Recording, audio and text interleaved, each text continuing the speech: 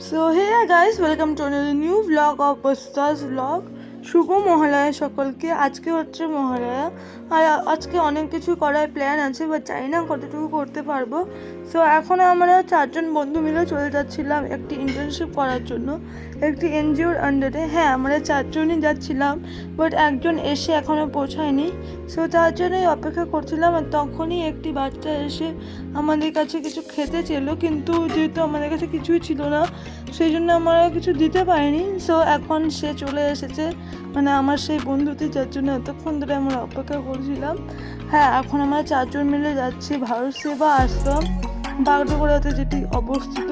সেখানে এনজিওটি একটি ছোট্ট প্রোগ্রাম অর্গানাইজ করেছে মহালয়া উপলক্ষে।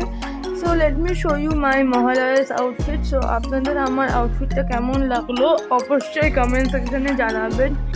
ততক্ষণে এনজিও মেম্বার্সরা চলে এসেছিলো, মানে যারা মহালয়া উপলক্ষে ফিজিক্যালি ইম্পেয়ার্ড পিপলদেরকে এবং কিছু বাচ্চাদেরকে বস্ত্রদান করছিলেন। এই পুরো প্রোগ্রামটি অর্গানাইজ করা হয়েছিল স্মাইল গ্রুপ ওয়েলফেয়ার অ্যাসোসিয়েশন দ্বারা। এখানে এই কিউট বাচ্চাগুলো এত সুন্দর পারফরমেন্স করছিল, আমার এত ভালো লেগেছে।